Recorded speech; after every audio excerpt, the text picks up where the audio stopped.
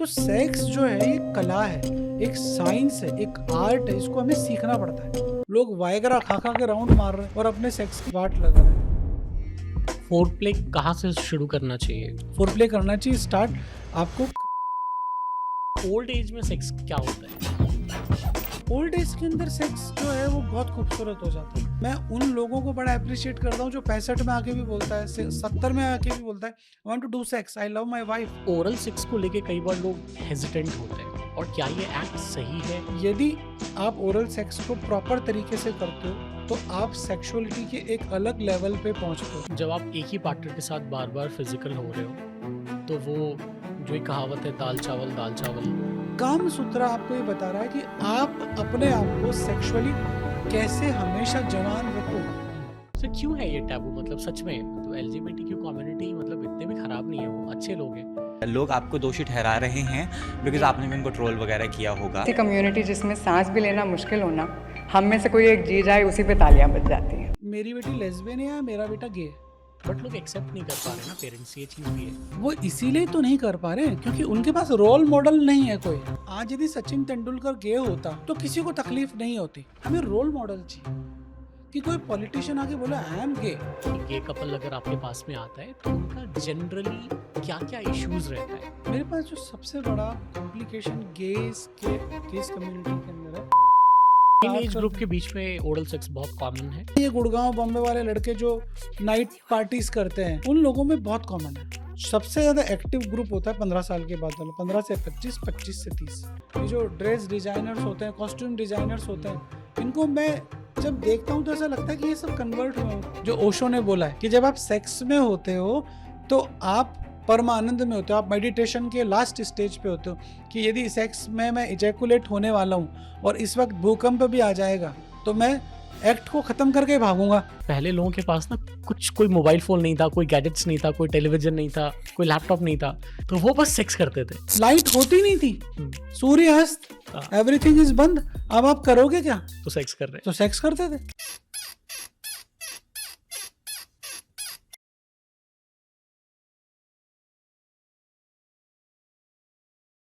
Welcome you all to the next episode of podcast with Rishi Jha. और आज हमारे साथ हैं अमित जोशी सर, जो कि एक सेक्सोलॉजिस्ट हैं और सेक्सुअल हेल्थ इनका फोर्टे है, जहाँ पे ये लाखों करोड़ों लोगों को हेल्प कर रहे हैं सेक्सुअली फिट रहने के लिए और एक अच्छा सेक्स करने के लिए। Thank you so much for inviting me Rishi ji. Sir, ये बैड सेक्स और गुड सेक्स क्या है? बैड सेक्स और गुड सेक्स क्या है? बैड सेक्स वो है जिसमें आप और आपका पार्टनर सेक्सुअली सेटिस्फाइड नहीं है, और गुड सेक्स ऐसा है जिसको करने के बाद आपको अच्छी नींद आती हो। आप उस वक्त ये भूल जाओ कि मेरा 1 लाख रुपए का आज सट्टे बाजार में नुकसान हुआ है। आप और आपका पार्टनर, आपकी जो फीमेल है, जब उस दौरान होते हैं तो जीवन की सारी तकलीफें भूल जाओ, वो गुड सेक्स। न्यूज़ में देखो या गूगल पे देखो ना, तो बैड सेक्स का मतलब ऐसा दिखता है कि भैया ये इंसान सेक्स कर ही नहीं पाता है, that is called bad sex. थोड़ा बहुत sex is good sex, is that so? यार बैड सेक्स मतलब देखो, मेरे लिए बैड सेक्स वो है कि आप बहुत अच्छे खिलाड़ी हो, आप बहुत अच्छा सेक्स कर रहे हो, पर आप अपने पार्टनर को सेटिस्फाइड नहीं कर पा रहे हो। उसके लिए क्या है, ये गुड है या बैड है? सेटिस्फैक्शन के लिए का लेवल तो सबके लिए आई गेस अलग होता है। सबके लिए अलग है। हाँ। सबके लिए अलग है। आप 1 लाख रुपए सैलरी कमा रहे हो, आपके पार्टनर की डिमांड 1.5 करोड़ की है, 1.5 लाख की है, तो आप क्या होगा? आप एक बैड परफॉर्मर। आप अच्छा सेक्स कर रहे हो, आपने अपने पार्टनर के साथ 10 मिनट सेक्स किया, पर उसको ऑर्गेजम ही 15 पे आ रहा है, 15वें मिनट पे, तो आप उसके लिए एक बेकार हुए ना। लॉजिकल बात है। पर यदि आप बहुत अर्ली इजैकुलेटर हो, आप 2 मिनट में डिस्चार्ज हो जाते हो, लेकिन आपका पार्टनर 2 मिनट के अंदर सेटिस्फाइड हो जाता है, तो यार गुड परफॉर्मर। तो मेन चीज तो मतलब कॉन्सेप्ट ये में पार्टनर टू पार्टनर डिपेंड करता है, कह लो फिर, ये bad sex and good sex. ये कपल्स के बीच में डिपेंड करता है कि आज आप और आपकी पत्नी एक दूसरे के साथ बहुत खूबसूरत हैं, चाहे वो 10 मिनट का ही एक्ट हुआ, आपने दोनों ने भरपूर उसको एंजॉय किया और उसको करने के बाद आपकी सारी थकान मिट गई, आपने उस बेहतरीन मोमेंट को एंजॉय किया, तो गुड सेक्स होगा। बैड सेक्स ये कि आपने पूरी फैंटेसीज लगा दी, दुनिया भर की महंगी कैंडल लाइट्स लिया है, सारे परफ्यूम्स लिया है, लेकिन आप एक दूसरे को सेटिस्फाइड नहीं कर पा रहे। यदि आप सेटिस्फाइड नहीं कर पा रहे हो तो आपको वो कला सीखनी पड़ेगी। आपको ऐसा लगता है कि मेरा पार्टनर 15वें मिनट के अंदर डिस्चार्ज होता है, तो आपको वो कला आनी चाहिए कि मुझे 15 मिनट तक इस गेम को कैसे लेके जाना है, मुझे मेरे टाइम को कैसे बढ़ाना है, मुझे दूसरे जो सोर्सेज हैं, चाहे वो टंग हुआ, चाहे वो ओरल हुआ, चाहे वो फिंगर हुआ, इन सब चीज़ों को कैसे यूज़ करना है जिससे मैं उसको सेटिस्फाइड कर सकूं। तो सेक्स जो है ये कला है, एक साइंस है, एक आर्ट है, इसको हमें सीखना पड़ता है। चलो स्टेजेस में बता दो कि कैसे स्टार्ट करना चाहिए और कहाँ तक जाना चाहिए। बहुत आसान है। सबसे पहले तो आपका एटमॉस्फेयर बड़ा खूबसूरत होना चाहिए। आपकी बेडशीट जो होती है वो डिफाइन करती है आपके सेक्स का परफॉर्मेंस। अब आपके बिस्तर पे पर गंदगी पड़ी है, लैपटॉप पड़ा, तो आप क्या सेक्स करोगे? तो मैं जो चीज़ मानता हूँ कि जो मेरे कपल्स आते हैं, मैं उन्हें एक ही चीज़ बोलता हूँ, कमरा बड़ा साफ, खूबसूरत, सुंदर होना चाहिए। उसके अंदर भगवान वगैरह की फ़ोटो वगैरह लगाते हो तो वो हटा दो, क्योंकि सेक्स जो है वो सिर्फ़ बेडरूम सेक्स के लिए और सोने के लिए। वहाँ टीवी बिल्कुल नहीं होना चाहिए कि आप स्क्रॉल कर रहे हो कि अब क्या चल रहा है, न्यूज़ में कौन कहाँ चले गए, तो वो नहीं होना चाहिए। दूसरा, जब आप सेक्स करो तो आपका पेट ठुसा हुआ नहीं होना चाहिए कि आप 4 आलू के पराठे डकारे मार रहे हो, खूब सारा प्याज खा लिया छोले कुलचे के साथ। नो, सेक्स के अंदर एक प्रॉपर आपका गट हेल्दी होना चाहिए, आपका पेट हल्का होना चाहिए, आपका जो ओरल हाइजीन है वो बहुत खूबसूरत होना चाहिए, आप दोनों पेस्ट करके जाएं, आपका वजाइना क्लीन रहना चाहिए, पीनिस क्लीन रहना चाहिए। Then start foreplay. Foreplay के अंदर अगेन, फोर प्ले करते समय लोग कपड़े ही नहीं उतारते। हस्बैंड है वो सिर्फ चड्डी उतार के सेक्स करने लग जाएगा, ऊपर बनियान उतारने में उसको जोर आ रहा है। वाइफ पेटीकोट ऊंचा कर लेगी कि सेक्स कर ले, वो कपड़े ही नहीं उतार रहे एक दूसरे के। तो मैं हमेशा मेरे हर कपल को बोल रहा हूँ कि सोते समय आपके बेडरूम में एक भी कपड़ा नहीं होना चाहिए। नो ब्रा, नो पैंटी, नो चड्डी, नो बनियान। कि जब भी आपको सुबह आप थके हुए हो, 10 बजे आप थके हुए हैं, वैलिड रीजन है सेक्स नहीं करने का। रात को 10 बजे आके खाना खाया, पेट भरा हुआ, वैलिड रीजन है, मत करो।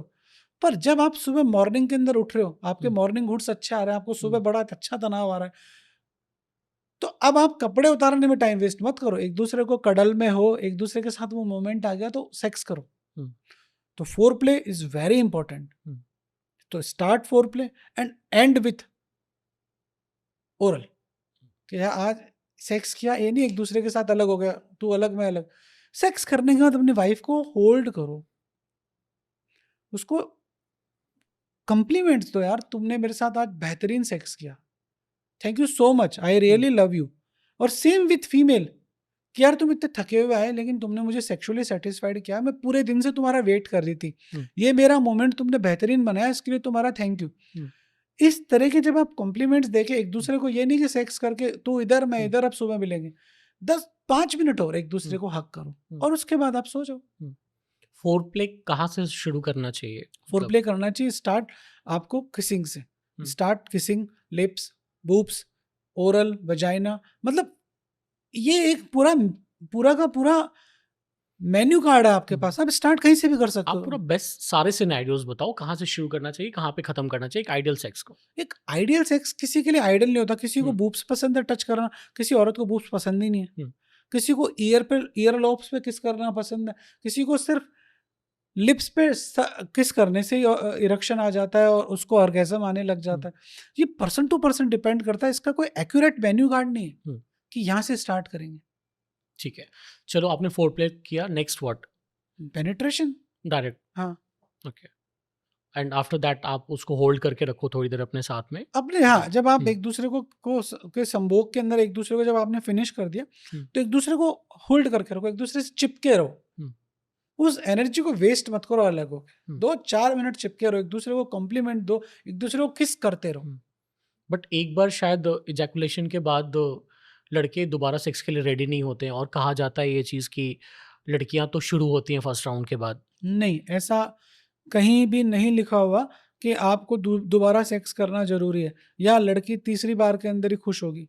आप यदि अच्छे खिलाड़ी हो ना तो आप एक ही बार में दबा के सेक्स करो। 4 बार रोटी नहीं खिलाई जाती मेहमान को, एक ही बार में इतना बेहतरीन करो कि वो आपके हाथ जोड़ दो, बोले कि सो जा राक्षस।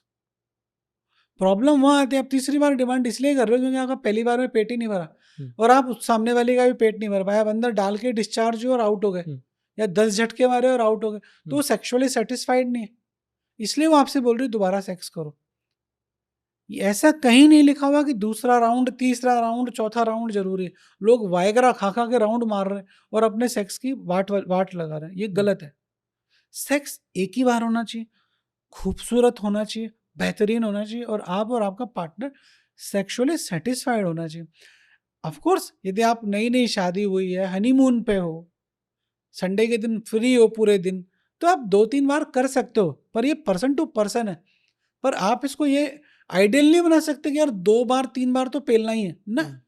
सर अगर आप एज वाइज बता सकते हो कि कौन से एज के लोग कितना सेक्सुअली एक्टिव होते हैं, किस किस स्टेज ऑफ लाइफ में? सबसे ज़्यादा जो सेक्सुअल एक्टिव ग्रुप है वो जब हम जवान हैं, जब हमारे दाढ़ी मूंछ उग रहे हैं, हम्म, तो यदि हम उस चीज़ को देखें तो वो सबसे ज़्यादा सेक्सुअल एक्टिव ग्रुप है, क्योंकि उस वक्त उसके अंदर हार्मोन दबा के बन रहा है। हम्म, वो फ्री है, उसके पास एजुकेशन करना है, उसको पढ़ना है और पढ़ने के बाद अपने घर जाके कोई काम धंधा नहीं करना, उसको रोजी रोटी कुछ नहीं, उसको कोई कोई बॉस की टेंशन नहीं। डांट नहीं खानी है, हम्म, उसको सुबह मेट्रो में नहीं जाना है, रात को 10 बजे नहीं आना है।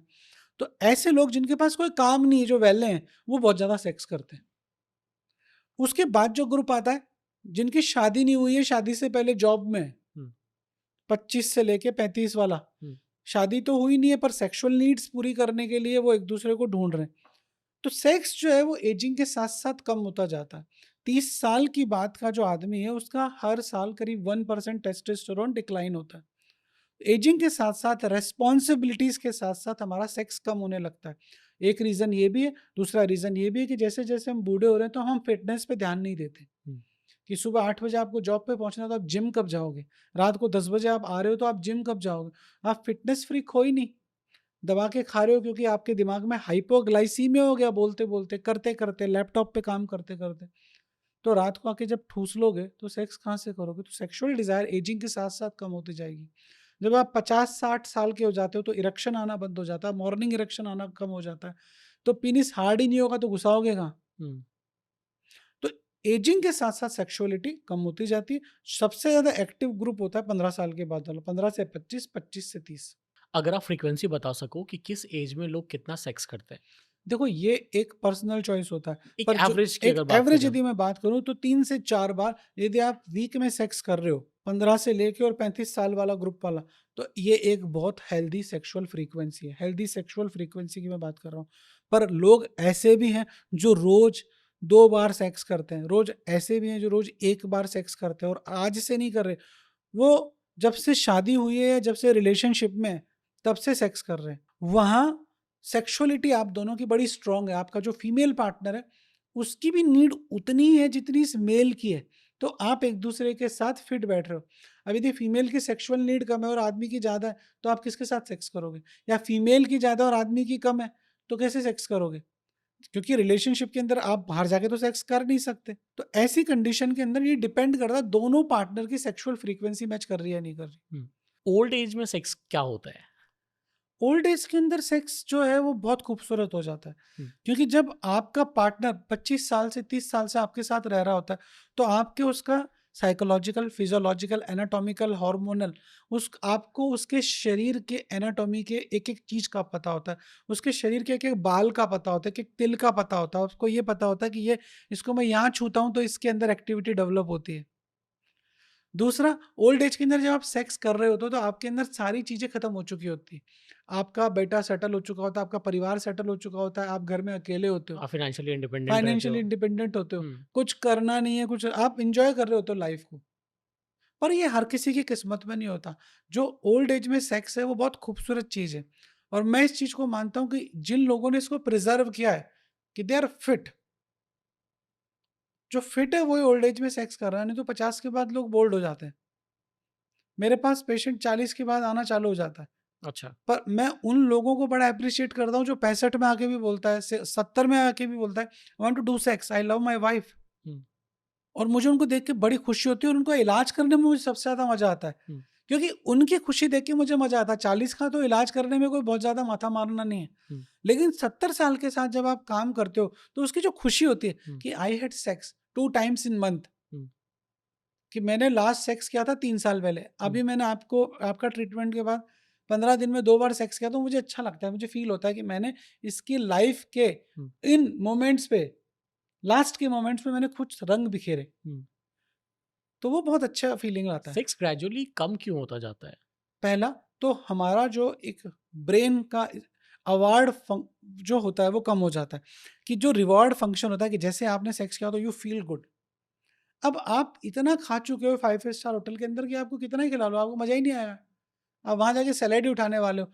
पर यदि आप नए-नए जा रहे हो, नए-नए सेक्स में जा रहे हो, तो आप सारे बुफे के अंदर एक-एक चीज़ ट्राई करके आते हो।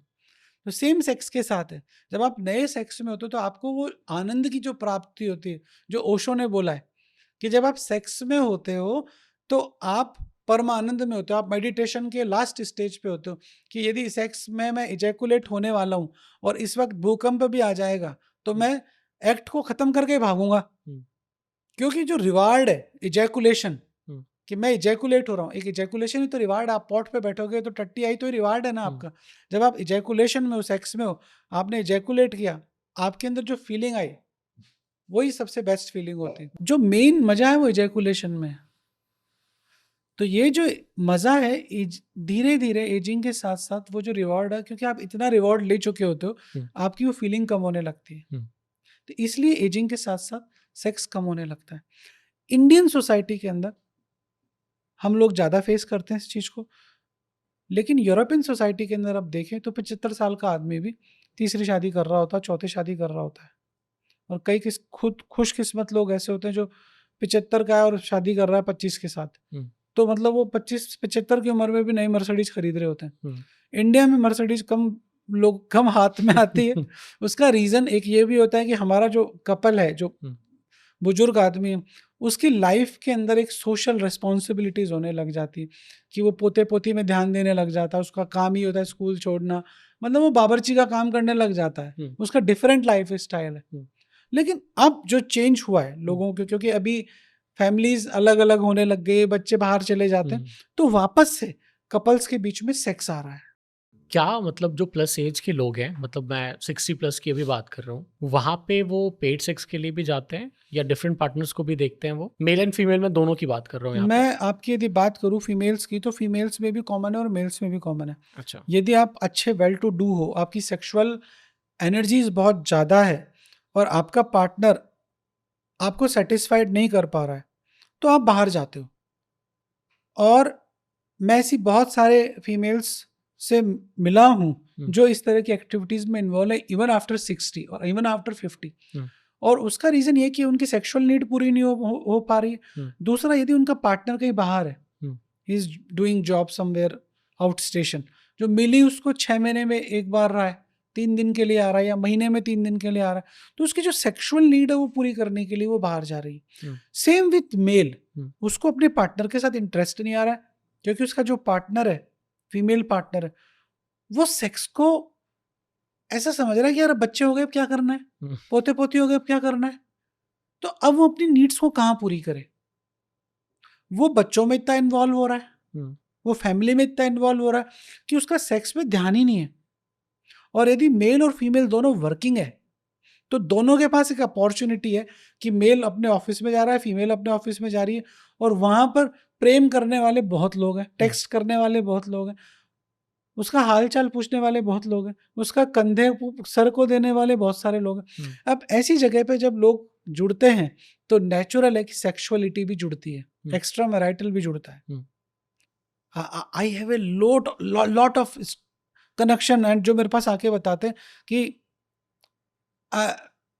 जो आदमी है वो 60 साल की लड़की के साथ, औरत के साथ सेक्स करके आ रहा, पेड सेक्स, कि उसने उसको कहीं से इंटरनेट से सर्च किया, उनकी पार्टीज हो रही है, 60 साल की औरतों की एक किटी पार्टी हो रही है किसी मकान के अंदर, किसी अच्छे बड़े घर के अंदर, और वहाँ पर उन्होंने किसी आदमी को बुलाया जिसको जिगलो विगलो पता नहीं क्या बोलते हैं, वो आके वहाँ पे स्ट्रप्टीज कर रहा है, वो आके वहाँ पे उनको ओरल दे रहा है टेबल के ऊपर खंबे पे लटक लटक के, जिसको स्ट्रप्टीज बोलते हैं, and he is doing sex.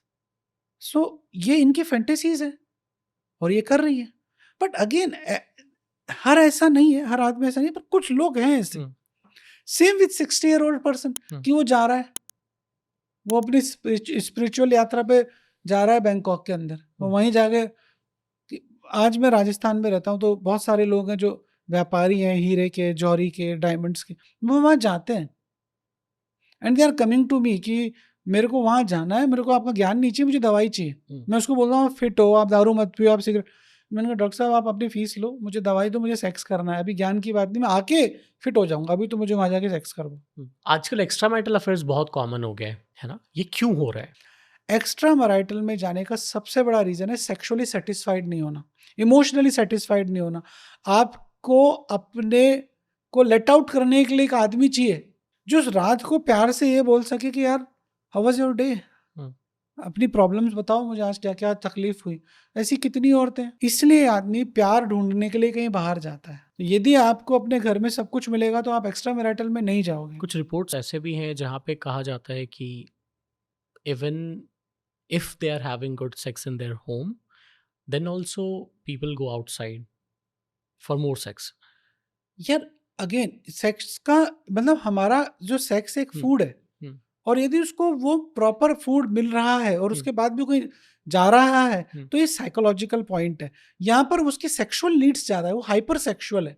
दूसरा ये थोड़े से अनफिट है, यहाँ से इनके नंबर्स हैं। मैं 185 के साथ सो चुका हूँ, 186 के साथ सो चुका हूँ। उसको नंबर बढ़ाना, उसको काउंटिंग बढ़ानी। सबसे बड़े वाले नंबर्स कौन से मिले आपको? मेरे को आज तक जो नंबर मिला है वो करीब 1600 वाला मिला है कि मैं 1600 औरतों के साथ सोचो। आई डोंट नो, वो फेक ही भी हो सकता है, पर वो ठरकी तो था and he was a billionaire, तो मतलब वो सो सकता था। एंड मैं उसका इलाज जब करना चालू किया था तो वो 66 का था। सर ऐसा नहीं होता है क्या कि जब आप एक ही पार्टनर के साथ बार बार फिजिकल हो रहे हो तो वो जो एक कहावत है दाल चावल 100% यदि आप एक ही पार्टनर के साथ 25 साल से सेक्स कर रहे हो तो आपका इंटरेस्ट खत्म हो जाएगा। इसीलिए चीजें जो बनी है वो ये है कि आपको हमारे को समझना पड़ेगा कि कामसूत्रा क्या है। कामसूत्रा आपको ये बता रहा है कि आप अपने आप को सेक्सुअली कैसे हमेशा जवान रखो। आपको पोजेस बताइए उसमें कि इतनी सारी पोजेस हैं जिससे कि आप बोर नहीं हो। अच्छा, सेम पार्टनर के साथ आपको ऐसे ऐसे तरीके बताए हैं। एक अब ये सब चीजें यदि आपका पार्टनर जानता है और आप जानते हो, आपको एक्सपेरिमेंट्स करने का शौक है कि कभी आप अपने पार्टनर को चॉकलेट का पेंट लगा के चाट रहे हो, कभी आप अपने पार्टनर की पीनिस के ऊपर शहद डाल के चाट रहे हो, कभी आप अपने पार्टनर के बूब्स के ऊपर हनी लगा रहे हो, कुछ और लगा। आपको यार आप भी रोज यदि दाल चावल खाओगे तो बोर हो गए या नहीं होगे? पर वही दाल है और वही चावल है, उसी चावल से आप डोसा भी बना सकते हो और उसी दाल से आप दाल मखानी भी बना सकते हो। तो जहां आपको ये समझ हो गई कि मुझे और मेरे पार्टनर की सेक्सुअल नीड क्या है, सेक्सुअल फैंटेसीज क्या है, कि आज मैं रोल प्ले करूंगी, I will today role play of prostitute, कि आज तुम मुझे कुछ भी बोल दो, जैसे रंडी को बोलते हैं ना वैसे। मतलब ये आपको सेक्स के अंदर नए नए एक्सपेरिमेंट करने पड़ेंगे, नहीं तो आपका पार्टनर और आप दोनों ही बोर हो जाओगे। और यहाँ एक्स्ट्रा मैरिटल की बात नहीं, यहाँ एक चीज को जिंदा रखना वो है सेक्सुअलिटी, सेक्स। ये पॉसिबल मतलब है? ये पॉसिबल था ही, सदियों से पॉसिबल था। अच्छा, हर आदमी तो राजा था नहीं जो रानियां रख सके, पर लोग उस चीज का एंजॉय करते थे। हमारी जो पुरानी जनरेशन से सेक्स को भोगती थी, अब हम लोग सेक्स को नहीं भोग पा रहे। एक मैं सर सॉरी मैं इंटरप्ट कर रहा हूँ आपको, इससे याद आया मुझे कि एक आर्टिकल में कहीं पे पढ़ रहा था जहाँ पे बोला जाता है कि पहले लोगों के पास ना कोई मोबाइल फ़ोन नहीं था, कोई गैजेट्स नहीं था, कोई टेलीविज़न नहीं था, कोई लैपटॉप नहीं था, तो वो बस सेक्स करते थे। बिल्कुल सही बोल रहे हैं आप। और दबा के सेक्स करते दबा के सेक्स करते थे। उसके पास कोई रील ही नहीं थी स्क्रॉल करने के लिए, लाइट होती नहीं थी, सूर्य अस्त, एवरीथिंग इज बंद। अब आप करोगे क्या? तो सेक्स कर रहे, तो सेक्स करते थे। हमारा सेक्स का खत्म होने का एक रीजन यही है कि आप रात को 4 बजे जेन पैक्ट में बैठ के जॉब कर रहे हो, किसी के लिए यूएस के बैंक एम्प्लॉयज को बता रहे हो, आप सेक्स किसके साथ करोगे? आप 4 बजे तो फ्री होगे, 6 बजे फ्री, उस टाइम पे आप सिगरेट और कॉफी पी रहे हो, तो आपका हार्मोन कम बनेगा। आप ठरक मिटा सकते हो, सेक्स नहीं कर सकते। पुराना आदमी 10 बजे की जॉब होती थी, शाम को 6 बजे घर आ जाता था। उस 10 से 6 की जॉब के अंदर भी 1 घंटा वो लंच कर लेता था, 15-20 मिनट इधर उधर पान वान खाया था, तो वो फ्री था, उसका एनर्जी थी। अभी दिल्ली के अंदर या बॉम्बे के अंदर आपको 10 बजे की जॉब पे जाने के लिए 8 बजे निकलना पड़ेगा, और 6 बजे आपको कोई भी आदमी नहीं छोड़ेगा, चाहे वो गवर्नमेंट हो चाहे वो प्राइवेट हो। आपको वो 8 बजे छोड़ेगा, आप 10 बजे घर पहुंचोगे, तो सेक्स कहाँ से करोगे? तो पुराने आदमी के पास सेक्स ही सेक्स था। इसीलिए आप देखो 10 बच्चे, 12 बच्चे, 16 बच्चे होते थे। खाने के लिए कुछ नहीं हो लेकिन बच्चे मस्त होते थे। सबसे इंटरेस्टिंग कहानी बताओ, कौन सा केस आपके पास ऐसा आया था जिसने आपको मतलब बहुत इंटरेस्ट आया, या कह लो कि आपको बहुत मज़ा आया वो कहानी सुन के? मेरी ज़िंदगी में रोज़ एक कहानी आती है हुँ, और वो इतनी कॉम्प्लिकेटेड होती है कि उसको देख के एक सामने वाला आदमी सोचेगा कि यदि आप उसको देखो और 4 दोस्त मिलके उसको सुनो, हुँ, तो आप लोग हँसोगे। शायद मैं भी उस टाइम पे हँसता था जब प्रैक्टिस चालू करी थी, नए-नए फंड्स। अब वो लेकिन जब मैं लोगों की आँखों में वो तकलीफ़ें देखता हूँ, जैसे आज का केस है मेरा, कि वो जो लड़की है उसने शादी करी है, आगरा की है। शादी करने के बाद वो घर आ गई है। अब पिछले 2 महीने से वो अपने हस्बैंड को सेक्स नहीं करने दे रही है, टच नहीं करने दे रही है और हस्बैंड पे ये इल्ज़ाम लगा रही है कि ही इज़ इम्पोर्टेंट, जबकि वो उसको छूने भी नहीं दे रही है। हुँ, हस्बैंड थोड़ा-सा चोमू है, लेकिन उसकी जो माँ थी बड़ी इंटेलिजेंट थी, उसने उस लड़की की थोड़ी-सी रेकी करी और उस रेकी में पता चला कि लड़की के पास कम से कम 5 से 6 सिम कार्ड थे, वो अलग-अलग प्रीवियस पार्टनर्स के साथ बात कर रही है। तो यहाँ वो डिफेम कर रही है मेल को हुँ, कि ही इज़ इम्पोर्टेंट। हुँ, लेकिन जब कहानी चालू हुई, इन्वेस्टिगेट हुई, तो कहानी में ये था कि वो जो लड़की थी वो ऑलरेडी 5-6 लोगों के साथ सेट थी, अलग-अलग रिलेशंस में। अलग-अलग हुँ, रिलेशन में। और जब कहानी डीपली इन्वेस्टिगेट हुई तो उसका जो लास्ट सेक्स मतलब जो सेक्सुअल पार्टनर था, that was A 45 year old mail जिसके 2 बड़े-बड़े बच्चे थे और वो उसको रोज़ सेक्सुअल अब्यूज़ करता था, प्लेज़र नहीं देता था। But that girl was addicted to that abuse. उसको वो ही पागलपन चाहिए, वो ही पेन चाहिए उस एक्टिविटीज़ के अंदर। हुँ, तो अब अगेन यदि एक नॉर्मल आदमी सोचेगा तो ये सोचेगा कितना फ्रॉड है। हुँ, पर वो जो लड़की हुई थी उसकी मेंटल स्टडीज़ को थोड़ा-सा देखूँ तो वो उसको उस अब्यूज़ में मज़ा आ रहा है। हुँ, उसको वही चीज़ चाहिए। हाँ, लेकिन वो दिल से इसलिए नहीं कर रही क्योंकि उसका वो प्लेज़र का लेवल वो है हुँ, कि यदि आज मैं 10 सिगरेट पी रहा हूँ तो मुझे प्लेज़र 10वीं में आ रहा है। मतलब ऐसा नहीं कि मैं 1 पी के ख़त्म कर दूँगा। हुँ, ट्रू। मेरे को अभी वही डोज़ चाहिए, अभी उसको वही सेक्स का डोज़ चाहिए, तो वो एक नया खिलाड़ी उसको नहीं दे सकता जिसकी आज शादी हुई है। हुँ, कल की बात बता रहा हूँ कि जो एक बहुत इंटरेस्टिंग था, एक पेनफुल केस था। एक फीमेल मेरे पास आई एंड उसकी ज़बरदस्ती घरवालों ने शादी कर दी है। हुँ, अब वो जो लड़की है वो होमोसेक्सुअल है, हुँ, शी इज़ लेस्बियन। अब वो उस रिलेशनशिप में कैसे आगे बढ़े? हुँ, प्रेशर से उसने शादी कर ली। हुँ, राजस्थान में, हुँ, मारवाड़ के अंदर बड़ी कॉमन है। लव मैरिजेज़ वगैरह का कॉन्सेप्ट अभी भी बहुत कम जगह पर है, अरेंज मैरिज है। अच्छी अच्छी फैमिली से है, लड़की बहुत अच्छा एमबीए वगैरह में जॉब कर रही है, बहुत अच्छी एमएनसी में। उसको वहाँ उस एमएनसी में किसी से प्रेम हो गया, किसी महिला से प्रेम हो गया। हुँ, अब घरवालों ने उसकी बात सुनी, नहीं सुनी, वो कह रही है कि मैंने इनको बोला था, ये चीज़ समझ नहीं पाए। लेकिन अब वो लेस्बियन है। अब वो उस मेल के साथ कैसे सेक्स करे क्योंकि हुँ, उसकी सेक्सुअल आइडेंटिटी हुँ, इज़ ए होमोसेक्सुअल। हुँ, और ऐसा नहीं कि उसको अचानक से प्रेम हो गया, उसकी आइडेंटिटी वो है। हुँ, राइट। वो इनबॉर्न कंटेंट था। जब वो किसी से मिली जो उसके जैसी थी, उसके साथ वो कीज़ उसके फिक्स हो गई और वो जब फिक्स हुई तो उसको वो फ़ील हुआ कि हाँ, मैं लेस्बियन हूँ। अब वो एक मेल के साथ उसने जो एक उस आदमी के साथ तो बहुत बड़ा धोखा हो गया। हुँ, जिस भाई ने शादी के अंदर घोड़ी पे बैठ के मतलब सोचा कि अब मैं सेक्स करूँगा, मज़े करूँगा, उसके साथ तो चोट हो गई तगड़ी वाली। हुँ, और इस लड़की के साथ ये चोट हो गई। और इस पूरी चीज़ के अंदर पूरा सिस्टम खराब हुआ 2 परिवारों का। हुँ, तो मुझे लगता है कि ये सारी चीज़ें हमें एड्रेस करनी चाहिए, ये हुँ, सारी चीज़ें हमें निकालनी चाहिए, लोगों को समझाना चाहिए। लेस्बियन कम्युनिटीज़ पे बात करनी चाहिए, गेज़ पे बात करनी चाहिए, एलजीबीटी कम्युनिटीज़ के राइट्स हैं, उनके बारे में बात करनी चाहिए। तो हम इन चीज़ों पे यदि चर्चा करेंगे तो लोगों को हम एक एजुकेट कर पाएँगे, सोसाइटी के अंदर कुछ मैसेज दे पाएँगे। सर क्यों है ये टैबू, मतलब सच में, मतलब एलजीबीटीक्यू कम्युनिटी मतलब इतने भी खराब नहीं है, वो अच्छे लोग हैं, बट उनको लेके ना मतलब बड़े कॉम्प्लिकेशंस हैं मार्केट में, बड़े मिथ्स हैं मार्केट में। एक्चुअल में हम हमारी जो सोसाइटी है, उसके अंदर कुछ टैबूज़ हैं, हुँ, कुछ मिसकंसेप्शंस हैं, एजुकेशन का प्रभाव नहीं है। हम लोग रूढ़िवादी हैं। हुँ, हम सब बात करेंगे भ्रष्टाचार की, लेकिन सबसे पहले जाके टेबल के नीचे हम ही पैसे देंगे। सही बात। तो LGBT कम्युनिटीज पे हम बात नहीं कर रहे, हम लेस्बियंस पे बात नहीं कर रहे, हम होमोसेक्सुअलिटी को क्राइम समझते हैं।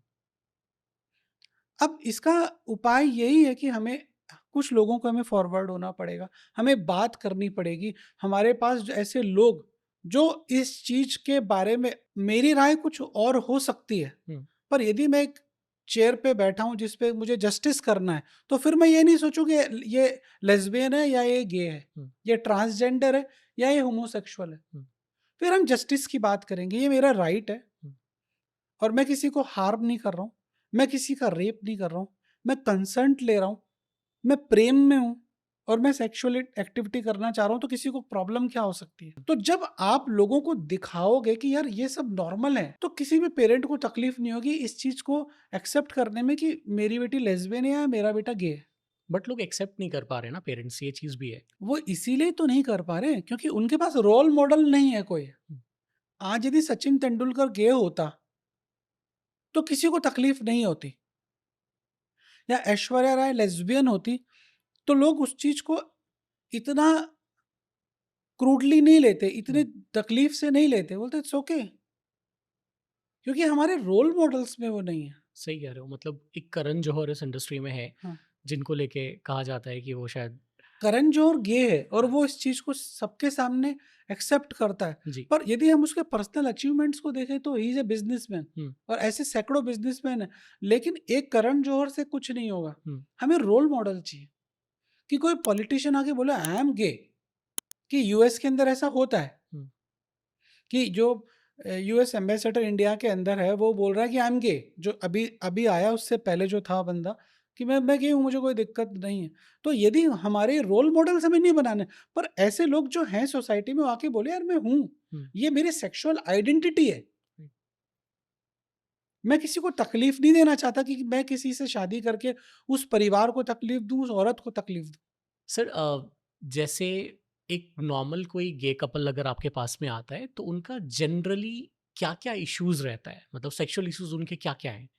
मेरे पास जो सबसे बड़ा कॉम्प्लिकेशन गेस कम्युनिटी के अंदर है, वो सबसे पहला एक ही होता है कि वो इस चीज को समझाने की कोशिश कर रहा है अपने फादर को कि भाई तुम मेरी शादी मत करो, और उसका बाप उसके जूते मार मार के मेरे पास लेके आ रहा है कि डॉक्टर साहब समझाएंगे तेरे को कि यार ये डॉक्टर साहब समझाओ इसको, ये नाम खराब कर रहा है, शादी कैसे करेगा, मेरे पोते पोती कैसे होंगे, और वो लिटरली रो रहा होता है as a being a father, he is right, वो सही है अपनी जगह पे। किसी का बाप के सामने बेटा बोले कि पापा मैं रामलाल से प्यार करता हूँ और मैं रामलाल के साथ ही शादी करूंगा, तो उसके फादर के लिए वो ट्रॉमा है। अब वो बेटा जो है इस चीज को नहीं समझा पा रहा, जब मेरे पास आता है वो तो वो मेरे से बड़ी होप्स लेके आता है कि यार अभी डॉक्टर साहब समझाएंगे कि, और वो यही बोलता है कि सर इसको कुछ जांचे वांचे करो, इसके अंदर को चेक करो, कोई कमी है तो सुधारो और इसको वापस नॉर्मल कर दो। ये तो मेरे को साइकोलॉजिकल लगा कि या सोशल इशू था ये। जो दूसरे इश्यूज आते हैं, एक तो आता है कि उनको एक्ट करते समय पेन होता है, ठीक है। दूसरा, कई बार उनका जो एनल टिश्यूज है उसमें टीयर आ जाते हैं, क्योंकि अक्सर जब वो एनल सेक्स करते हैं तो उसमें बड़ी तकलीफ आने लगती है। तो ये सबसे बड़ा इशू आता है कि ड्यूरिंग पेनिट्रेशन उनको पेन होता है। एक इशू जो मैंने इंडिया में फेस किया है, या ऐसा दूसरी जगह हो सकता है, मैं उन लोगों से नहीं मिला, कि ये जो कम्युनिटी है, गे कम्युनिटी है, ये थोड़ी सी कॉम्प्लिकेटेड है। कॉम्प्लिकेटेड ये कि आप ईमानदार हो, पर जो बंदा आपने टिंडर से ढूंढा है वो ईमानदार नहीं है, और वो जो लस्ट है उसके अंदर क्या करते हो आप, टाइम नहीं देते हो रिलेशनशिप को मैच्योर होने का, कि आज मैं किसी लड़की को डेट करने जा रहा हूं तो मैं उस चीज में टाइम लूंगा, 6 महीना साल भर, उसके बाद मैं आगे जी बिस्तर पे जाऊंगा। यहाँ ये लोग रात को मिलते हैं, जी अरे सर अभी मिलते हैं अभी शुरू हो जाते हैं, और अभी शुरू हो जाते हैं, इनको पेशेंस नहीं है। तो आप उस चीज की स्टडी नहीं करते हो कि सामने वाला बंदा अभी 1 घंटे पहले किसी के साथ करके आया और उस बंदे के HIV हो सकता है। तो जो सबसे बड़ा कॉम्प्लिकेशन मैं फेस करता हूँ वो है एसटीडीज, सीरियस एसटीडीज, बहुत कॉमन इशू है। छोटा मोटा एसटीडीज, हर्पीज वगैरह की मैं बात नहीं कर रहा हूँ, मैं बात कर रहा हूँ सिफिलिस की बात कर रहा हूँ, मैं बात कर रहा हूँ HIV की बात कर रहा हूँ, जो ट्रीट नहीं किया जा सकता, हेपेटाइटिस की बात कर रहा हूँ। तो ये सब चीज़ें इनके बीच बड़ी कॉमन है। तो आप क्या कहते हो इनको कैसे इन चीज़ों के लिए क्या ध्यान रखना चाहिए? सब और एनएस में जो इनके पेन होता है उससे बचने के क्या रास्ते हैं और एसटीडी से बचने के क्या रास्ते हैं? देखो, सबसे पहला नियम जो मैंने बताया कि यार आप किसी भी रिलेशनशिप में जा रहे हो तो उसको समय दो, ठहराव दो, एक दूसरे की स्टडी करो पूरी, कि ये रात की लस्ट तो नहीं है, ये एक पैग वाला सिस्टम तो नहीं है। सबसे इंपॉर्टेंट चीज है कि यदि आप चाह रहे हो तो उसको ब्लाइंडली ट्रस्ट मत करो। Use always condom. हम्म, आप जितना भी एक्ट करेंगे कॉन्डोम जरूर लगाएं। पेन के इश्यूज हैं तो बहुत सारे लुब्रिकेटर्स आते हैं। ऑयल का यूज कम से कम करें।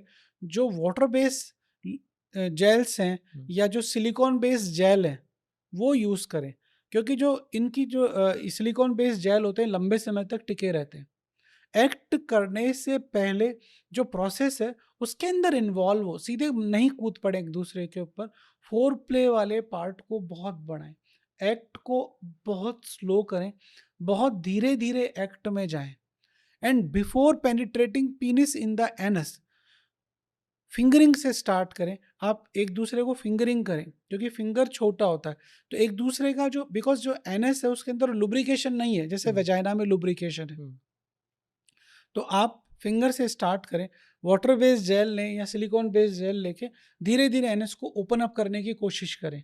जब पार्टनर कंफर्टेबल हो जाए तब आप आगे की तरफ बढ़ें। दूसरा, जो एनएस है उसमें फिंगरिंग के बाद आजकल बहुत सारे सेक्स टॉयज आने लग गए हैं, तो आप सेक्स टॉयज को यूज करें।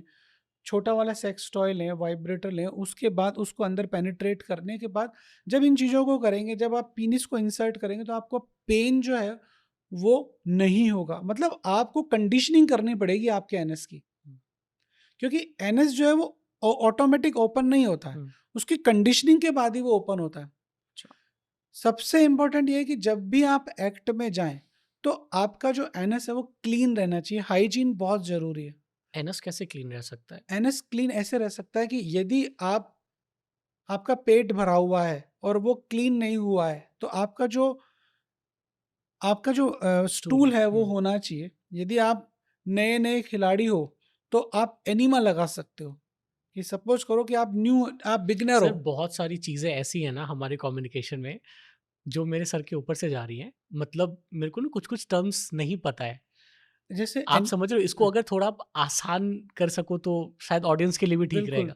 जैसे एनिमा हाँ, है। एनिमा जैसे ये वर्ड मेरे को नहीं पता। अब एनीमा क्या होता है कि जब जिन लोगों के पेट के अंदर स्टूल पास नहीं होता या कब्जी होती है, टट्टी साफ नहीं आती है, तो ऐसे लोग क्या करते हैं कि एक एक पाउच आता है, एक थैली आती है, उस थैली के अंदर एक लिक्विड भरा होता है, आप उसको एनएस के अंदर इंसर्ट करते हो एक लुब्रिकेटर लगा के। तो जब आप वो एनएस के अंदर लुब्रिकेटर लगा के और उसको उस लिक्विड को अंदर डालते हो एनएस के, तो वो एनएस जो होता है वो रेक्टम के अंदर चले जाता है और जो जितनी भी आपका मल होता है, टट्टी होती है, वो निकल जाती है। तो उस ट्यूब के थ्रू हाँ, जैसे आपने उस पानी को अंदर डाल दिया पूरा का पूरा जी दबा के, जब आप दबा के अंदर डाल देते हो तो 5-7 मिनट बाद वो पूरा का पूरा जो मल है उसको वो बाहर निकाल मतलब फिर आपको पॉटी सीट पे बैठना होता है या पॉट क्या? सीट पे बैठना होता है, बट अच्छा। टट्टी कर लेते हो आप बेसिकली। अच्छा। अच्छा, वो मतलब जेल डाल के फिर आप पॉटी जाते हो? पॉटी जाते हो। तो अच्छा। पूरा का पूरा आपका जो रेक्टम है वो क्लीन हो जाता है, पूरा साफ हो जाता है? पूरा साफ हो जाता है 100%? 100%। अच्छा। तो जैसे छोटे बच्चे होते हैं जो 5-5 दिन तक टट्टी नहीं जाते हैं, तो उनको भी एनीमा लगाया जाता है। उनके लिए भी सपोजिटरीज होती है जिनको हम हल्का सा उसके गुदापे लगाते हैं तो वो बच्चा हंग देता है। तो ऐसे ही जब आप उस आदमी जो एनल सेक्स में न्यूली इन्वॉल्व हो रहा है, जिसको पता नहीं कि ये सब हो सकता है, तो ऐसे लोगों को अपना पेट साफ करने के लिए आपका जो बाउल है वो बिल्कुल क्लीन होना चाहिए। तो नहीं तो आप पेनिट्रेट करोगे तो आपका जो पीनिस है वो उस पे पूरे के पूरे पे मल लग जाएगा। तो ये चीजें आप, मतलब ये बेसिक चीज है जो आपको कोई बताएगा नहीं। आज इस पॉडकास्ट के माध्यम से मैं लोगों को बता रहा हूँ कि जब भी आप इस तरह के एक्ट में जा रहे हो तो आप एनीमा लगा के अपना बिल्कुल बाउल साफ कर लो, रेक्टम क्लीन हो जाए। तो आप जब एक्ट करोगे तो आपका एक तो बाउल क्लीन होगा, आपको घिरने नहीं आएगी। दूसरा, जब आप पेनिट्रेट करोगे तो पेनिट्रेशन के बाद आपका जो पीनिस है उसके ऊपर टट्टी चिपकी हुई नहीं आएगी। तो ये 2-4 फैक्टर्स हैं जिनको आपको करना है। कई लोग जब मेल सेक्सुअलिटी में होते हैं या होमोसेक्सुअलिटी में तो गे होते हैं, तो एक दूसरे की एनस को टंग से चाटते हैं।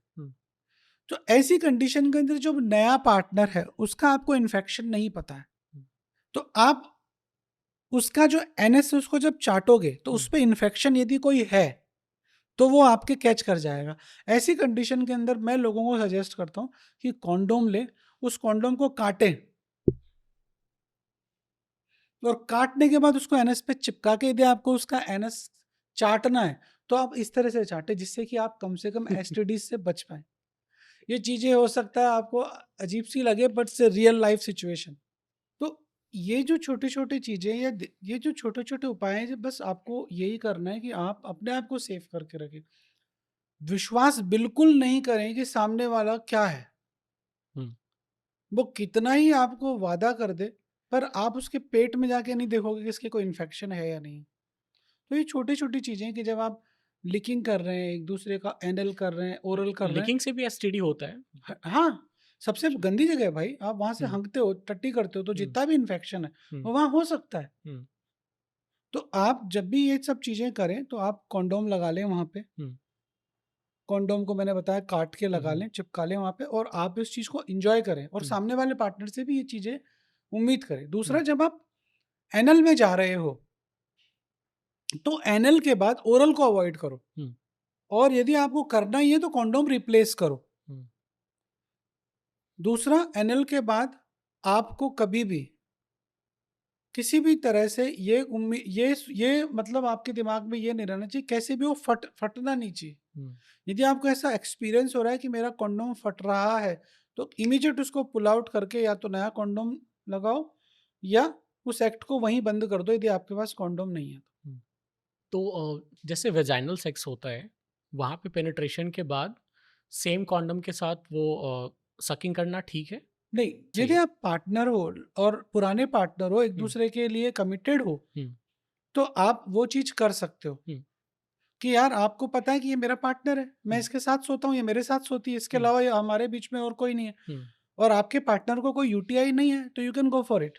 पर यदि आप इस तरह के खिलाड़ी हो जो रोज नई चढ़ाई करता है तो ऐसी जगह पे आपको अवॉइड करना चाहिए इस तरह की चीजों को, क्योंकि इन्फेक्शन तो वजाइना के अंदर भी है और पीनिस के अंदर भी है। तो यदि आपका पार्टनर, आपने किसी नाइट क्लब से एक दूसरे को उठाया है तो एक्ट करते समय आपको ओरल अवॉइड करना चाहिए। एनल सेक्स में मुझे लगता है कि बहुत ज़्यादा गंदगी कैच होता होगा, तभी शायद आप और मना करते होगे। नहीं, मैं मना नहीं करता, आई एम नॉट अगेंस्ट नहीं एनल नहीं सेक्स। नहीं नहीं, मतलब सकिंग के लिए मना करते हो? सकिंग के लिए मैं इसलिए मना कर रहा हूँ क्योंकि जब आप एनल जा रहे हो तो एनल हमारे पूरा शरीर का सबसे गंदगी निकालने वाला क्षेत्र है। तो यदि आपने उस जगह पे कॉन्डोम वगैरह लगाया है तो आपका जो कॉन्डोम है वो सिर्फ इतने से हिस्से को बचा रहा है, बाकी का जो सरफेस एरिया है जो टच हो रहा है आपकी बॉडी से वो तो सेफ नहीं है। और आप एक्ट के बीच में जाके धोने वाले हो नहीं राइट कि यार अब मुझे एक्ट के बीच में ओरल करना है तो चल मैं एक बार धो के आता हूँ।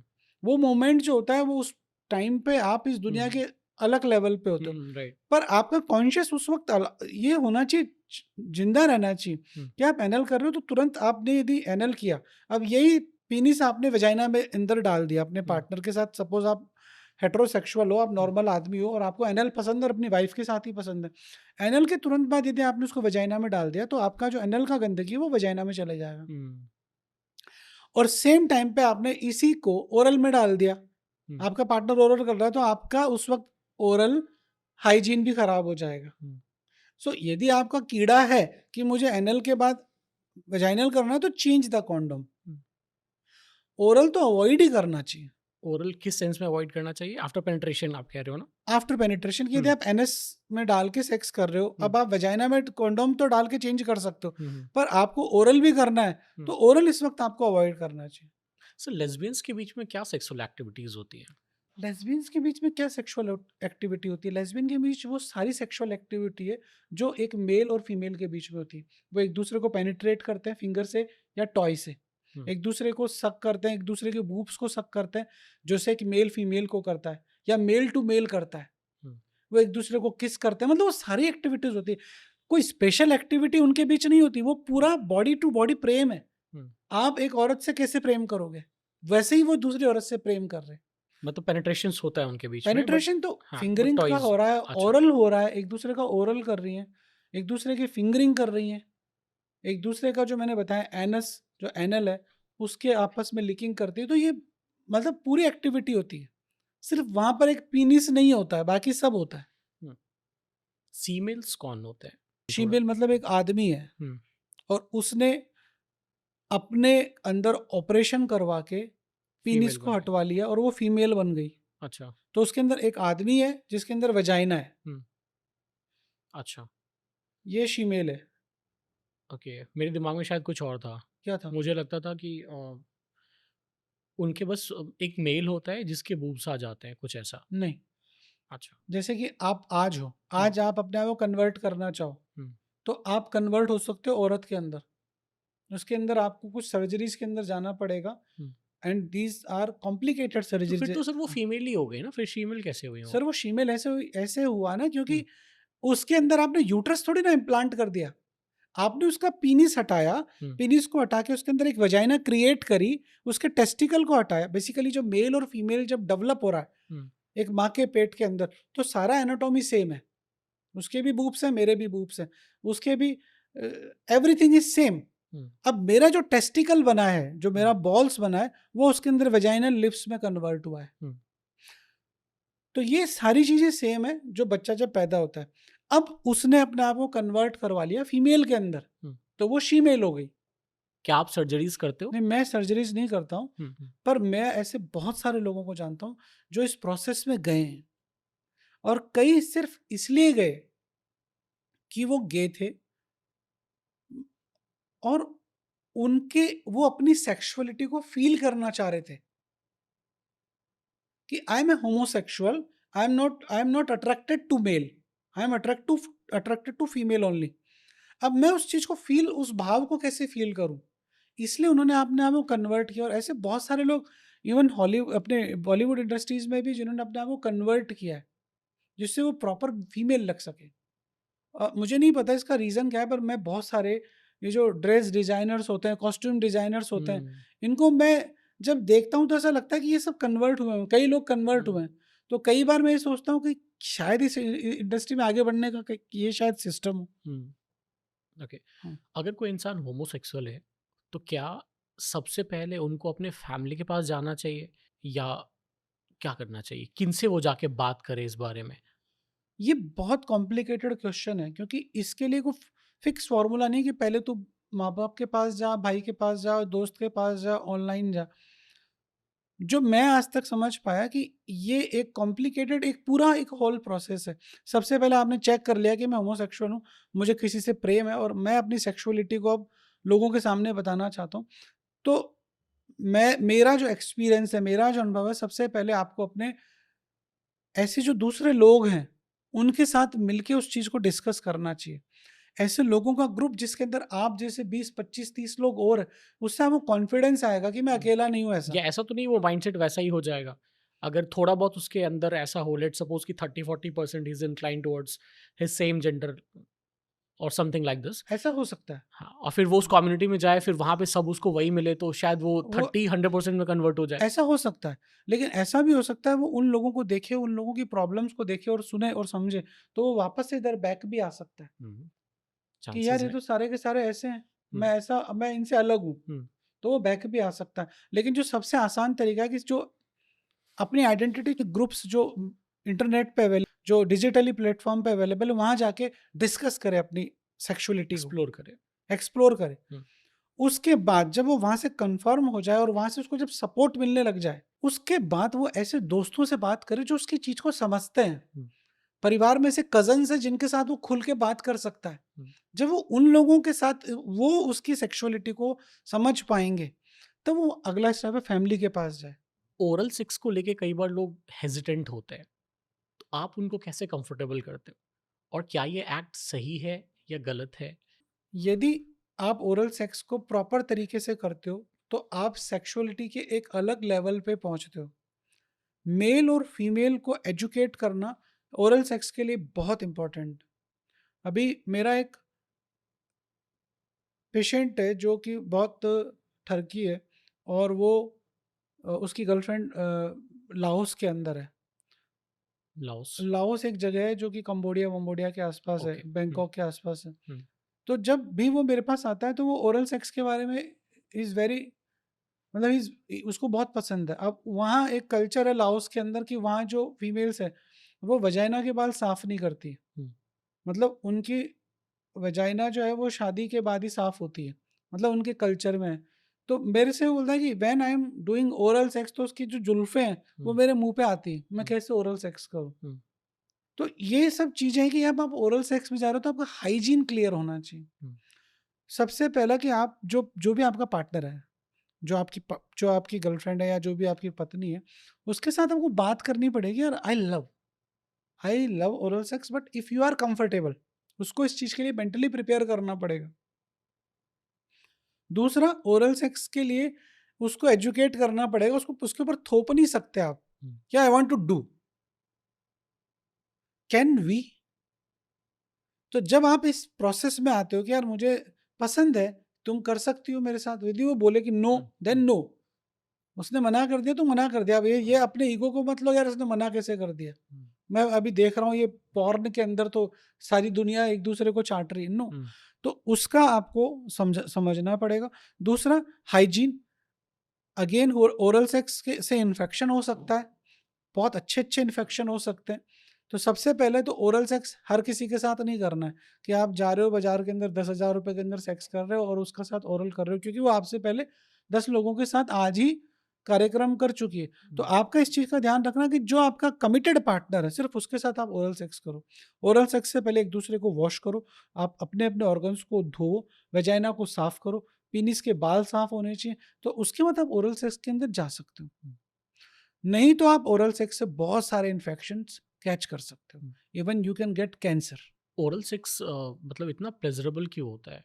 क्यों? क्योंकि जो हमारा ऑर्गन है, चाहे वो मेल ऑर्गन है चाहे वो फीमेल ऑर्गन है, उसका जो स्ट्रक्चर है, जब आप ओरल सेक्स में जाते हो, जब आप एक दूसरे को सक करते हो, तो जो ऑर्गन की नर्व एंडिंग्स वहां पे खत्म होती है। तो जब आप उन नर्व्स को सहलाते हो, जब आप किसी का हाथ दबाते हो तो उसको अच्छा फील होता है, जब आप किसी की चंपी करते हो तो आपको अच्छा फील होता है। तो जब आप जीभ लगाते हो और नॉन पेनिट्रेटिव है और आपका जो पार्टनर है सिर्फ उस चीज को फील कर रहा है, क्योंकि वो नर्व एंडिंग्स है, इसलिए वो आपको बेहतरीन फील होता है।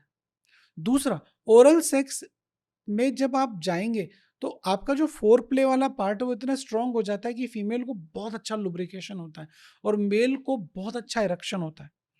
मेरे पास जब पेशेंट आते हैं, कपल्स आते हैं जिनको इरेक्टाइल डिसफंक्शन का इशू है, तो मैं अक्सर कोशिश यही करता हूँ कि आप अपने पार्टनर से बोलो कि आप ओरल सेक्स से फोर प्ले स्टार्ट करो, क्योंकि यदि उसका पीनिस में इरेक्शन नहीं है और उसने उसको ओरल करके सक किया तो उसके अंदर इरेक्शन आने लगेगा, ब्लड फ्लो होने लगेगा और हार्डनेस आ जाएगी।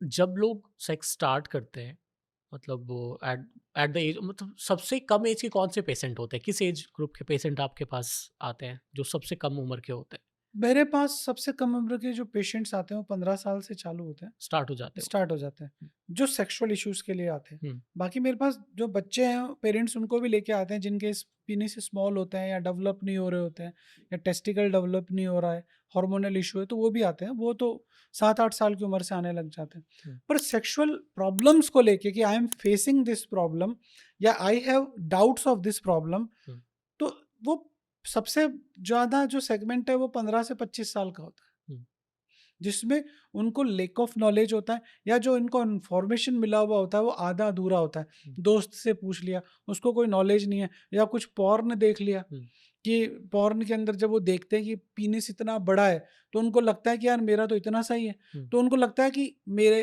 Penis I have small penis, जबकि वो एक नॉर्मल इंडियन पीनिस जितना होता है, एवरेज उतना है। तो ये मिसकंसेप्शन रहता है कि मेरा छोटा है। दूसरा, उनको ऐसा लगता है कि वो प्री मैच्योर इजैकुलेटर है, कि मैं मैस्ट्रुबेट कर रहा हूँ और मैस्ट्रुबेट करते ही एक झटके के अंदर ही आउट हो जाता हूँ। बट एक रील सेक्स है, एक रियल सेक्स है, दोनों में बड़ा अंतर है। एक्चुअल तो तब है जब आप खुद जाके बैटिंग करोगे। अब आप वीडियो गेम खेल के सोच रहे हो कि यार मैंने 100 रन बना लिए या मैं 0 पे आउट हो गया, तो ये उनके मिसकंसेप्शंस रहता है। मैं पूछता हूँ तुमने सेक्स किया है कभी कि नहीं किया, तो फिर पता कैसे चला तुम्हारे जल्दी डिस्चार्ज होता है कि वो जल्दी तुम्हारे लिए क्या है? कि मैं जल्दी इसलिए कि मैं बस में टकराया किसी लड़की से, वो हम एक दूसरे से बस में टच होके गए और मेरा डिस्चार्ज हो गया। मैंने कहा इट्स एब्सोल्युटली नॉर्मल थिंग। तेरे को आज तक रोटी नहीं मिली और तूने पहली बार रोटी को छुआ, सेक्सुअलिटी को छुआ, तो डिस्चार्ज हो गया। It's very common thing. But जब वो किसी क्वैक के पास पहुंच जाते हैं, किसी फार्मेसी के पास पहुंच जाते हैं या किसी दवाखाने में पहुंच जाते हैं, तो वो बोलता है कि अच्छा ऐसा हुआ, इसका मतलब तू तो खत्म है बेटा। उनको इशू रहता है कि मैं बेचनी है। तू तो खत्म हो गया। टट्टी करते समय उनके साथ चिपचिपा सा पानी आ रहा है जो एक नॉर्मल फ्लूइड है, वो उनको लगता है धात आ रही है, तो इस चीज से वो बड़े पीड़ित रहते हैं। तो these are some sexual issues. Okay, तो क्या जो अर्ली एज वाले आपने बच्चे कहे हैं हमारे को, वो बच्चे भी ओरल सेक्स में इन्वॉल्व है? आजकल जो नया सोसाइटी और नया कल्चर मैंने देखा कि मेरे पास 7वीं 8वीं 10वीं के बच्चे आके बोलते हैं कि I had oral sex and मैं स्पा गया।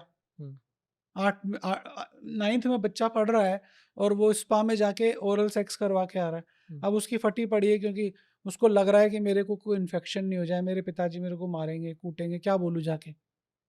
तो अब जो एक्चुअल में जो सेक्सुअल कंटेंट मार्केट के अंदर बार बार आता है, सेक्स एजुकेशन नहीं है लोगों के अंदर, कोई बताने वाला नहीं है, बताने वाला दोस्त है आपका या पॉर्न स्टार है, तो उनको नॉलेज नहीं है, वो जाके सेक्स एजुकेशन में उनको अनुभव नहीं होता, तो कहीं जाके स्पा में जाके इस तरह की चीजें करके आते हैं। ओके, मतलब अर्ली स्टेज में स्टार्ट कर देते हैं। अर्ली स्टेज में किन एज ग्रुप के बीच में ओरल सेक्स बहुत कॉमन है? सबसे ज्यादा कॉमन जो ओरल सेक्स मैंने देखा है वो जो एक एज ग्रुप है 20 से लेके 30 तक का, जो प्री मैरिटल है, जिनकी शादी नहीं हुई, जो रिलेशनशिप में है, या ये गुड़गांव बॉम्बे वाले लड़के जो नाइट पार्टीज करते हैं, उन लोगों में बहुत कॉमन है। मतलब दे डोंट हैव सेक्स कि मैं रात को क्लब में गया, वहां पे बस उसने मुझे ब्लो जॉब दिया और ब्लो जॉब देने के बाद वी केम, मैंने उसको चाटा, उसने मुझे चाटा, हम दोनों घर आ गए। इन लोगों में बड़ा कॉमन है, इनकी फैंटेसीज बड़ी डिफरेंट है।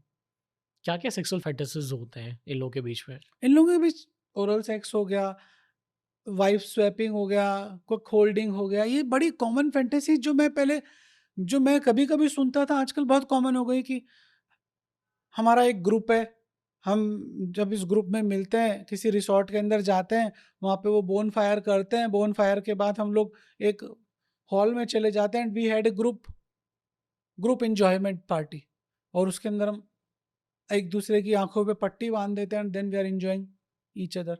सो दीज आर फैंटेसीज, एंड जो मैंने कभी सुनी नहीं थी, क्योंकि मैंने भी कॉलेज किया है, मैं भी स्कूल गया हूँ, पर अब ये चीज़ें मैंने पहले तो शायद हम किसी पॉर्न मूवीज में देखते थे, अब ये बड़ी कॉमन हो गई। जो ये दिल्ली जैसे शहरों के अंदर जहाँ पर लोग अकेले रहते हैं और अपनी लाइफ के अंदर कुछ तड़का लगाना चाहते हैं, तो वहाँ ये सब चीज़ें कॉमन है। ठीक है सर, ये कक होल्डिंग क्या है? ये बहुत, अभी थोड़ी देर पहले आपने यूज किया था कुछ टर्म्स। ये जो उसमें कक होल्डिंग है, इसके अंदर क्या होता है कि मोस्टली ये मेल के अंदर ऐसा होता है कि जो मेल होता है वो अपनी फीमेल को किसी तीसरे आदमी के साथ सेक्स करवा रहा होता है। मतलब आप और आपकी पत्नी और एक पार्टनर और है, आप अपनी पत्नी को किसी और के पास भेज रहे हो सेक्स करवाने के लिए। इसमें 2-3 चीजें जुड़ी हुई हैं। पहला, इसके अंदर जो कपल है और जो तीसरा बंदा सेक्स में इन्वॉल्व हुआ है, ये एक दूसरे को जानते हैं, एक दूसरे की कंसर्ट के साथ ऐसा हो रहा है कि हम एक दूसरे को जान रहे हैं, हम सेक्स को एंजॉय करना चाह रहे हैं। इसमें जो मेल है, जब वो अपनी फीमेल को किसी और के साथ सेक्स करवा रहा है, तो उसको उससे फीलिंग आ रही है कि वो पॉर्न देख रहा है, आंखों के सामने पॉर्न हो रहा है, तो ये कक होल्डिंग है। तो इसमें क्या है कि जो मेल है उसको उसी से प्लेजर आ रहा है, उसके बाद ही उसका खड़ा हो रहा है कि अब मैं देख रहा हूँ मेरी वाइफ किसी और के साथ सेक्स कर रही है, मैं वहीं पर खड़ा हूँ नंगा होके और आई एम फीलिंग, मेरे को उससे ही इरेक्शन आ रहा है। दूसरा, जो वो प्रेशर में है, वो किसी को प्लीज करना चाह रहा है, इसलिए वाइफ को भेज रहा है, ये कक होल्डिंग हो गई। तीसरा रीजन ये कि जो कपल्स हैं इनके बीच में सेक्सुअली रिलेशनशिप नहीं हो पा रहा है, मतलब जो मेल है he is unable to do sex, he is important, पर वो अपनी वाइफ को सेक्सुअल प्लेजर भी देना चाह रहा है as a good man, as a good human. अब मेरा एक रिसेंट था, मेरा जो मालिश वाला है, उस मालिश वाले वो एक कपल के पास मसाज के लिए जाता है, तो उस कपल के हस्बैंड ने बोला कि यार तुम मेरी वाइफ के साथ सेक्स करो, क्योंकि वो जो बंदा है उसको इरेक्टाइल डिसफंक्शन है, वो ही इज इम्पोर्टेंट, वो सेक्स नहीं कर पा रहा है। और हमारे देश के अंदर अपने आप को इम्पोर्टेंट या इनफर्टाइल कहना अपने आप में एक बहुत बड़ा, कोई कह नहीं सकता कि मैं नपुंसक हूँ। तो वो शादी हो गई, अच्छा हेल्दी कपल है, अब वो इस तरह से कोई भी मसाज वाले ने तो बताया कि साहब मैं गया वहाँ पे और उसने कहा कि यार सेक्स करो मेरे वाइफ के साथ। किस एज के थे ये लोग कपल? कपल 35 साल का, बस हाँ, और वो लड़का जो है वो 21 साल का है, और कि यार तुम मेरी वाइफ के साथ, मेरी मसाज कर दी, अब वाइफ की मसाज कर, हम दोनों के साथ में मसाज कर। वो मसाज कर रहा है साथ में कि यार अब तू एक्ट कर। तो मतलब वो तो गांव का आदमी था जो पसीना पसीना हो गया। बट ये एक्सपीरियंस उसने मुझे कई बार शेयर किया, ऐसा वो अकेला नहीं है कि साहब कई जगह ऐसा होता है। आई होप आप सबको ये पॉडकास्ट बहुत अच्छा लगा होगा। और सर की तारीफ़ें तो आप लोगों ने सुनी ही थी, बट इस पॉडकास्ट के अंदर आपको बहुत सारी ऐसी चीज़ें सुनने को मिली जो कि आपको कॉमनली इंटरनेट पे नहीं मिलेगा, राइट?